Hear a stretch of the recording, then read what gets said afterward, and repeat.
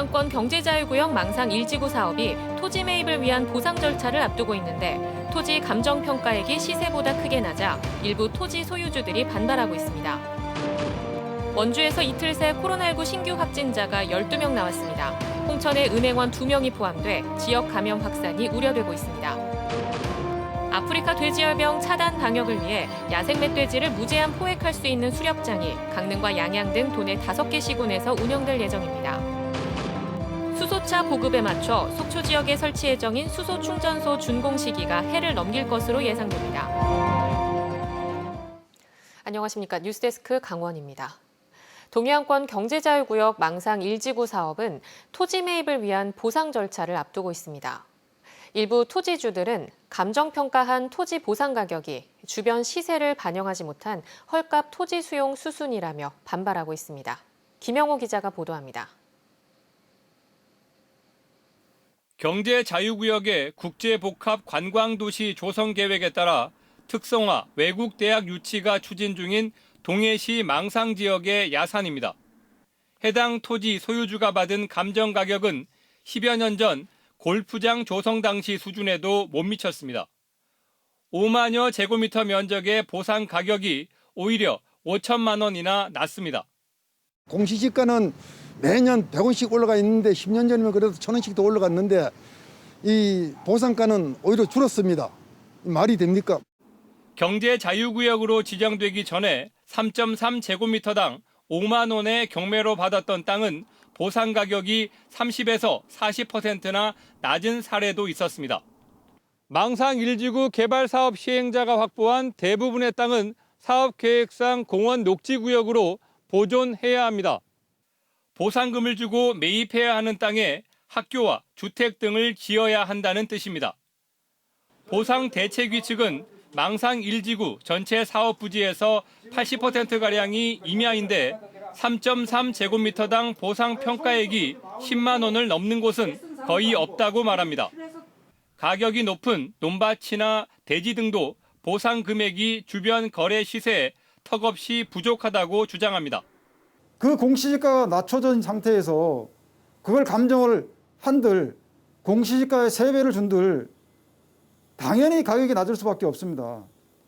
현 시가는 지금 7년 동안 엄청나게 시가가 올라가 있는데 토지 보상금은 개발사업 시행자와 토지 소유주, 경자청이 선정한 3개 업체가 산정하는데 경자청 선임업체의 감정평가 금액이 그대로 최종 보상 가격으로 결정되는 등 짜맞추기 의혹도 제기됐습니다.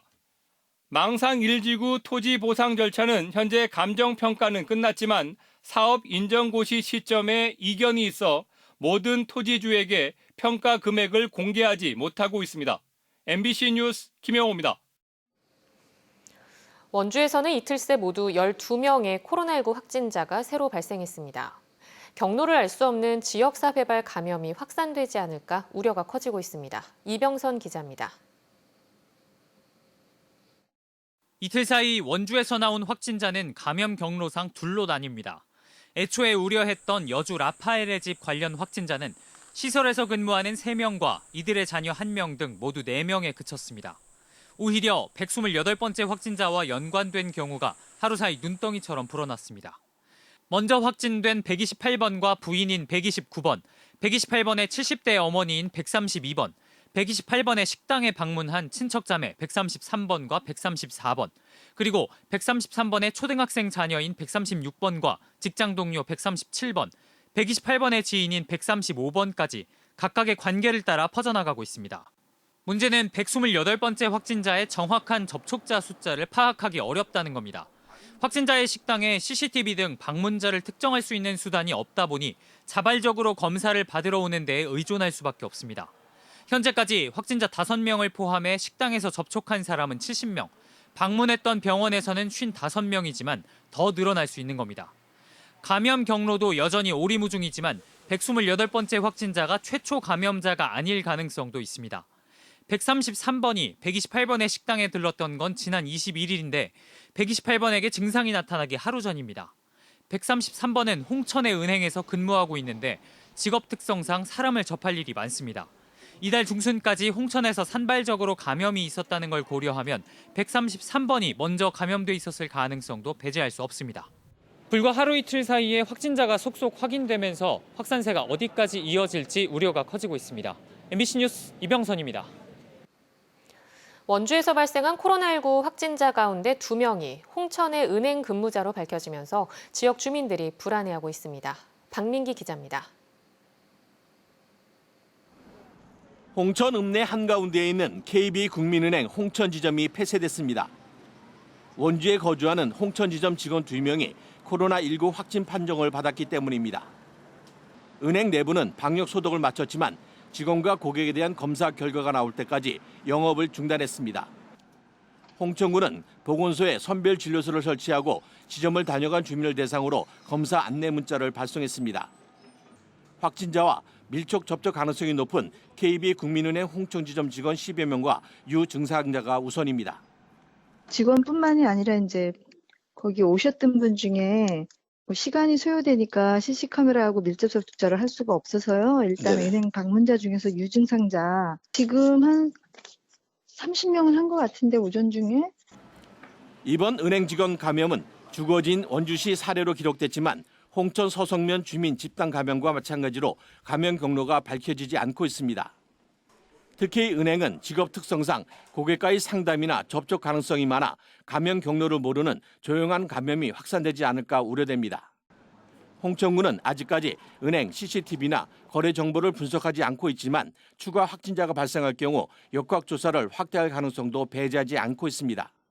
홍천군에서는 캠핑장과 서석 장례식장에 이어 초등학교 일가족 등 산발적 감염이 확산되면서 확진자가 수십 명에 달해 강원도 내 18개 시군 가운데 춘천과 원주 강릉에 이어 4번째로 많은 상태입니다.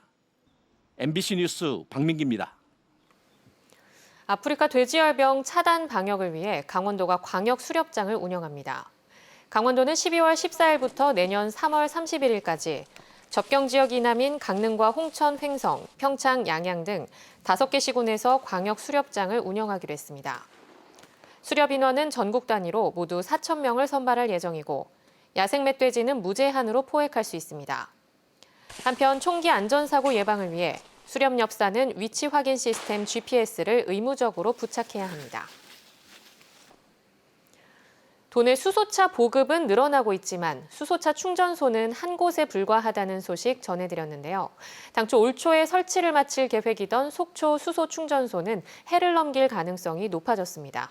배현한 기자가 보도합니다. 속초시 개인택시 조합 부지 바닥 일부가 공사를 위해 파헤쳐져 있습니다. 강원도가 지난 2018년 10월부터 모두 45억 원을 들여 제조식 수소 충전소 설치를 추진하고 있습니다. 하루 250kg의 수소를 제조하고 같은 양을 충전할 수 있는 시설 용량으로 하루 수소 차량 50대에 충전할 수 있는 수준으로 구축되는 겁니다.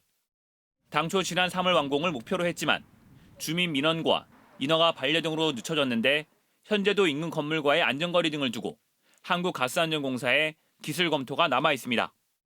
충전소는 착공부터 준공까지 석 달 정도 걸리기 때문에 기술 검토 이후 착공하더라도 준공은 내년 초로 미뤄질 가능성이 높습니다. 속초 수소 충전소 건립이 해를 넘길 가능성이 적지 않아 수소차 운전자들의 불편도 이어질 것으로 보입니다. 속초시와 인근의 고성군을 합쳐 83대에 달하는 수소 차량이 보급됐지만 충전소 설치가 미뤄지며 원정 충전을 하거나 차량을 아예 세워두고 있는 형편입니다. 사업 실무를 맡고 있는 강원 테크노파크에서는 기술 검토를 마치면 착공할 계획으로 최대한 공기를 단축한다는 방침입니다. 속초 충전소는 현재 기술 검토를 통해서 인허가를 좀 진행하고 있고 그 이외에 이제 배치나 시설들에 대한 공사에 대해서는 현재 진행 중에 있습니다. 그래서 저희가 연말까지는 어떻게 해서든 공사를 좀 마무리하고 내년부터는 저희가 상업운전을 할 수 있도록.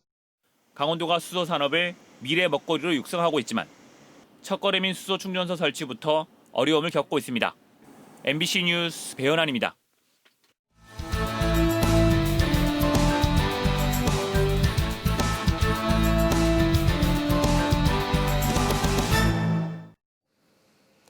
강원도가 비대면 시대에 선보일 강원형 배달 애플리케이션 명칭을 일단시켜로 정하고 다음 달부터 가맹점 모집에 들어간다고 밝혔습니다. 강원형 배달앱 일단시켜는 기존 배달앱과 차별화된 서비스를 제공한다는 의미가 담겨 있고 11월부터 12월까지 가맹점 모집과 배달앱 시험을 거쳐 속초와 정선을 시작으로 본격 시행됩니다. 강원형 배달앱은 중개 수수료와 광고료, 입점 수수료가 없는 게 특징이며 배달뿐 아니라 예약 등의 편의 기능, 강원 상품권 결제 시 10% 할인도 받을 수 있도록 추진됩니다. 코로나19로 판매가 위축된 도내 전통시장을 활성화하기 위한 비대면 홍보 판매 행사 라이브 커머스가 진행됩니다. 강원도 경제진흥원은 다음 달 26일까지 한 달간 강원 세일 페스타와 연계해 도내 16개 전통시장을 돌며 매일 오후 2시부터 6시까지 시장별 대표 품목을 특가로 홍보 판매합니다. 영동 지역은 내일 양양 전통시장, 29일 동해 동쪽바다 중앙시장에서 열리고 고성 간성 전통시장은 11월 4일, 속초 설악 로데오 거리 상점가는 11월 7일, 삼척 중앙시장은 11월 17일 행사가 진행됩니다. MBC 강원 영동 보도국 김인성 기자가 제13회 노근리 평화상 언론부문 수상자로 선정됐습니다. 김인성 기자는 지난해 다큐 숨을 통해 한국전쟁 당시 영동 지역에서 일어난 민간인 학살 문제를 피해자와 목격자의 생생한 증언을 토대로 사회에 알렸습니다.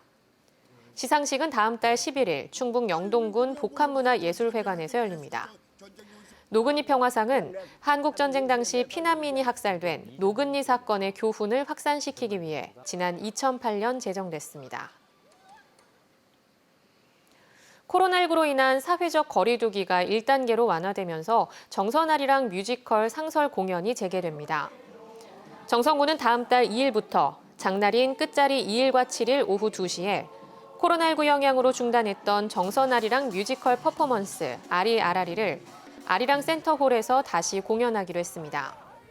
정선 군립 아리랑예술단의 장터 공연도 지난 17일부터 다시 시작해 내년 1월 27일까지 열 계획입니다. 플라이강원이 2021년 새해를 맞아 목적지 없는 일출 일몰 비행 상품을 선보입니다.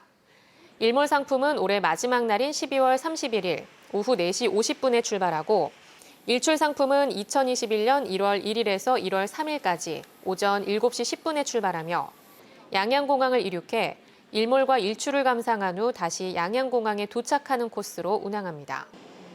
일출 일몰 비행 상품은 다음 달 9일부터 플라이강원 홈페이지에서 판매되며 탑승객에게는 강원 특산품을 포함한 식음료 꾸러미가 제공되고 일출 상품은 기내에서 떡국이 제공됩니다. 동해시가 코로나19 여파로 올해는 취업박람회를 비대면 온라인으로 개최합니다. 동해시는 매년 11월 오프라인 현장 박람회로 진행하던 취업박람회를 올해는 다음 달 17일부터 나흘 동안 온라인으로 진행하고 구인기업은 내일부터, 구직 희망자는 다음 달 9일부터 사전 신청을 받을 계획입니다. 채용과 구직 활동은 동해시 온라인 취업박람회 사이트에서 화상면접 방식으로 진행됩니다. 삼척 도호부 관아터와 흥전리 절터를 국가지정문화재 사적으로 지정하기 위한 문화재위원회 심의가 진행되고 있습니다. 삼척시는 두 곳이 국가지정문화재로 지정되면 체계적인 연구와 복원을 통해 역사문화 관광자원으로 활용할 예정입니다.